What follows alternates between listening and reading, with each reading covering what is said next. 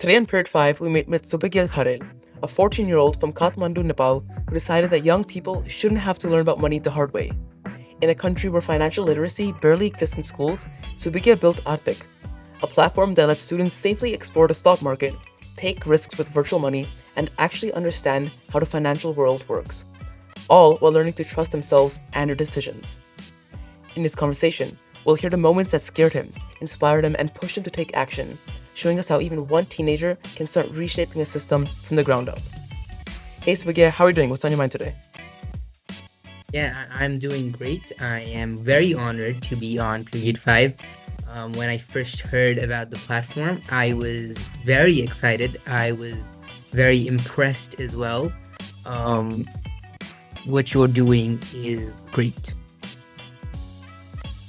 Thank you so much, Subigya. I mean, getting to meet such great, innovative people like you and all the other people I met in the channel it's really special. Today we're here to talk about you and Arthic.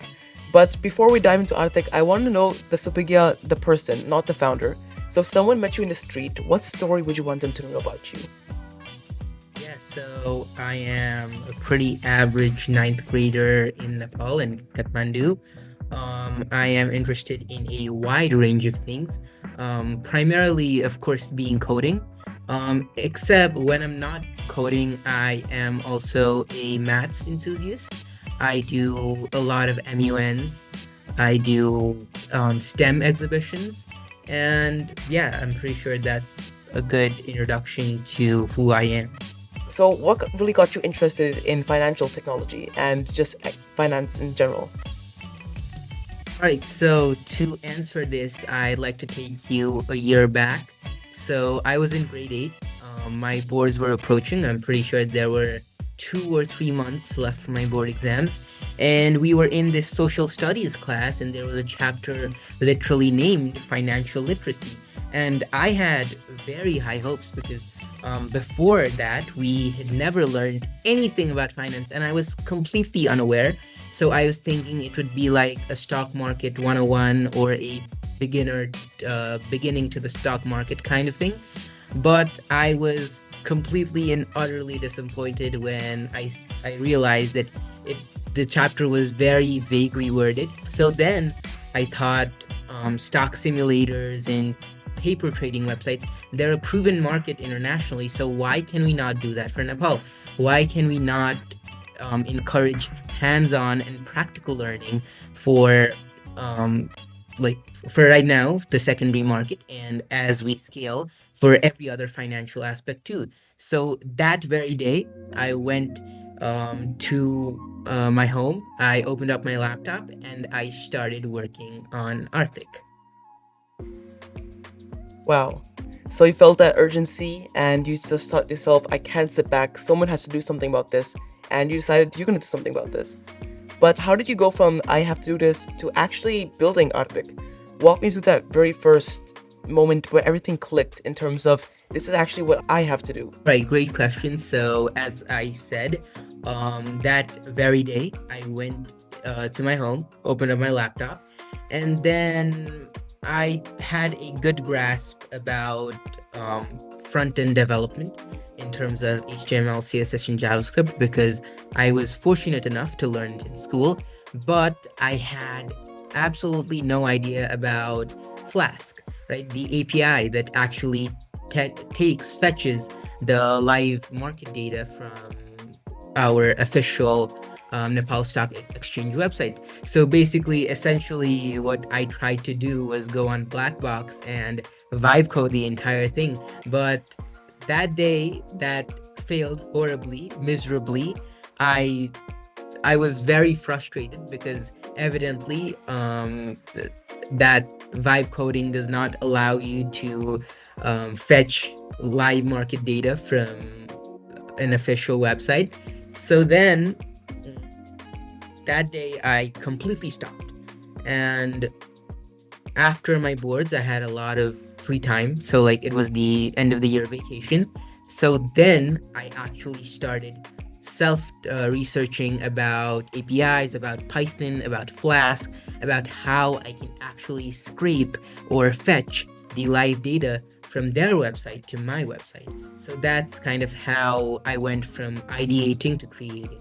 Once I started to actually understand the backend architecture and I started to mostly code it myself, I fell in love with it. I could not stop scaling it, adding more features. And the first version, it was, well, it was fine, functionally at least. The market data was being scraped, but in terms of the user experience, the user interface, that was horrible, right? So the version 1 of Arthic, which was previously known as Nepal Stock Simulator, was functionally fine. It was not ready to be a website yet, which is why I didn't deploy it. As terms of quitting, of course, I quitted after the black box version didn't work for 2 or 3 months. But once I started doing it again, there's never been a singular moment where I thought to quit. There have been moments where I doubted myself, or when I was very, very frustrated, but there wasn't a moment after that where I thought I could quit. Mhm. Wow. So that's super inspiring in terms of your commitment, your perseverance, and how even despite taking a break, you always came back to it because it looks like you truly found your calling in that regard. So, up until now, other than this entire Flask black box fiasco, what has been the single toughest challenge building Arctic? The one that made you question if you could actually pull this off? Or a moment that you felt like you were jumping off a cliff without a parachute? You mentioned that right now you're in the scaling process. Is there something there? Right, so yeah, it is something in the scaling process. So my toughest challenge is actually not a challenge at all if you're not in Nepal. So basically, when we try to build tech websites like this, we need to pay for a wide range of online tools. For example, I had to buy the domain, I had to pay for hosting. And the problem is that we can't buy these online tools directly from our Nepali credit cards, because Nepali credit cards don't work for international payments. So there's a whole process. We need to create a dollar card. Even after we create the dollar card, there's like a limit. We can't reload it whenever we want. So for things like that, I feel like paying for international tools has been the toughest challenge yet. But in some way, I am still grateful for that challenge, because that's actually taught me sustainability and budgeting and what I should be spending money on, what I should not be spending money on at the very starting age. So a lot of founder stories I've heard that founders go all in, they spend way too much in their beta versions. So this barrier actually stopped me from doing it, because knowing who I am myself, I feel like if there was no limit, if I could pay for tools, international tools, as much as I want, I would overspend. I would buy tools that I would rarely use. So that has kept me in check. So, beyond the platform itself, is there a deeper mission or a deeper change you're hoping to spark? Not just teaching finance, but maybe helping young people feel more confident, curious, or brave. Right, yeah. So, what my main philosophy behind this was, in schools today, um, we even in Nepal, the education has improved a lot. So, for example, for STEM subjects, for physics, for chemistry, there's chemistry and physics labs. For computer science, there's computer labs. And I thought, if there's a lab, if there's some form of hands-on and practical learning channels for every other subject, why not have it for finance? So that was my primary mission. So beyond teaching finance, I think this would also teach youth about micro skills like risk management, probably about, so since you need to know what's going on in your country economically, I feel like they'd be more aware about that. I think they'd develop their critical thinking and analytical skills. So yeah, that's I guess what I aim to teach the youth beyond just finance. Mhm. And if you could go back to day one, what's the advice you'd give yourself? something that would have saved you a lot of headaches. All right, so this one is a bit technical. I would advise myself to build an actual database, learn SQL, build a database, and then make the website, because even now I have no idea how SQL works. We're doing everything on local storage, and that's one of our biggest constraints. Because of that, we can't do user logins, we can't have a functioning database, we can't have technical analysis charts. So stuff like that, I feel like I would advise myself that. The other thing I'd say is, don't be a perfectionist. Don't expect perfection in every step of the way, because at the end of the day, this is my firstpreneur, right? So I I am a very impatient person, so to speak. So at the beginning stages, I was quite impatient. I was quite easily frustrated. I was a bit of a perfectionist, so I'd advise myself not to do that and just go with the flow. Yeah, I mean, I was gonna ask you next. Throughout this journey, did you discover anything about yourself in regards to patience and resilience and trusting your instincts? So, I mean, you answered it as well, but is there anything you would like to add on to that? Maybe even a failure that taught you a lot? Yeah, absolutely. So, one thing I like to say was, I am an overambitious person and I'm an impatient person. And I realized that when overambition is paired with impatientness, that creates a very bad founder and an even worse company. So, throughout building and scaling Arthic, I've tried to control those qualities of mine. And the other thing I like to say to everyone, every person who's trying to build a startup, is an entrepreneur or a founder isn't limited to their preneur. They aren't defined by their preneur. It might be a huge aspect of who they are, but once you tie your identity solely to the product, it's kind of like the product owns you, not you owning the product. So I feel like, be more open-minded. So for example, I don't just define myself as the founder of Arthic. I'm a friend to many, I'm family to many, I'm a student for my teachers. In other scenarios, maybe I am a volunteer somewhere, maybe I am, for 100, I was the youth ambassador. So in every aspect of life, we need to adapt to a different role. And what I see most founders, even myself, doing was, once we start a preneur, or once we start a project, we think that we are limited to the project. So I feel like we shouldn't do that. So, fast forward 5 years, someone is telling your story in Nepal. What do you want them to say about the change that you made right now? So I don't necessarily need everyone to know my name, right? I don't want them to know, oh, this kid is the founder of Arthic. I just want them to know Arthic or a similar platform exists. I want people to know, I want the youth to know that the stock market isn't some a very controlled environment where only the elite can play.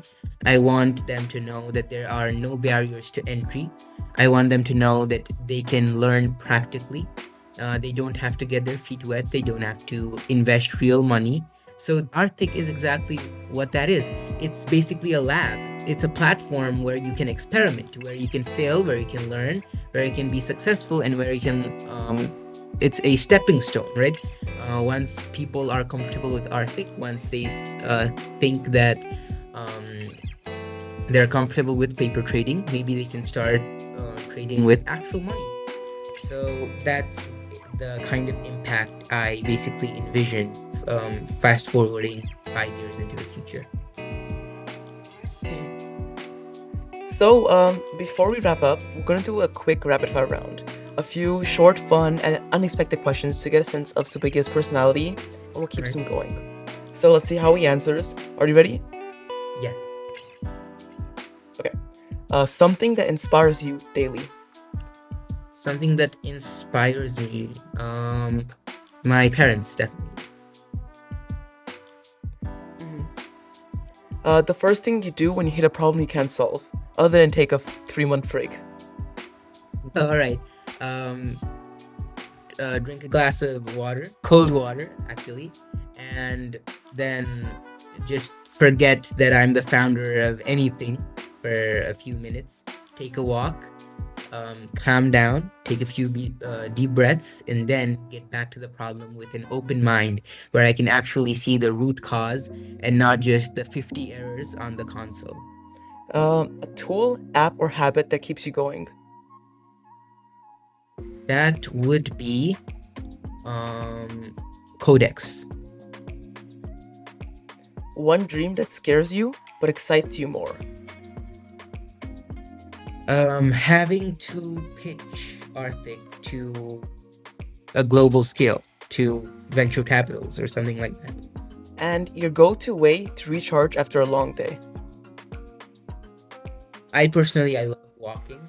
I um, plug in my AirPods, take a walk around my house, and then I'm refreshed instantly.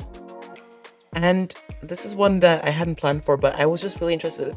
How did you come up with the name Arthic? Right, so I know this is a rapid fire, but I'd just like to go a bit into the background. So when this was actually started, it was called Nepal Stock Simulator. That, I guess, is a name that tells everything about the product. It's a Nepal, it simulates stocks. And the abbreviation was NSS. So there were a few problems with that. First of all, it was way too long. It wasn't catchy. The second is the abbreviation NSS coincided with other institutions in our country. So, for example, I'm pretty sure one was the National School of Sciences. So I kept on thinking about names, and honestly, I just chose the one that had a domain available. Fair enough. And lastly, this is one question I'd like to ask everybody. Describe yourself in just 3 words and why. 3 words, all right. These kind of questions really stress me out, but I'm gonna try my best. All right, so I guess the first word, as I said, would be ambitious. The second word would be, all right, let's see, open-minded. And the third word would be, I don't know if there's a word for this, I don't know if there's an adjective for this, but hates change. Hates change. I'll have to look it up in the thesaurus. There has to be a word for that, right? And why would you say that hates change? When I was starting with Nepal Stock Simulator, I was very hesitant when I made big changes to the UI, to the logos, everything. But as I went on, we did a full rebrand from Nepal Stock Simulator to Arthic, and now I feel like I am relatively more comfortable to change than I was before. I'm more adaptable. I am not attached with what I create, but still, I feel like if I hated change 100% before, I'd still say that's right now it's about 90%. Well, I mean, I find it quite ironic that someone who's bringing such amazing change hates change himself. But thank you so much for joining me today, Subigya. In conclusion, Subigya's story shows that even in a system that doesn't teach you everything you need, one person's curiosity, courage, and willingness to act can spark change that matters. The big takeaway, you don't need permission or perfection, you just need to see a problem, feel it in your gut, and take the first step, even if it's messy, uncertain, or hard. That's what real impact is, and that's where it begins.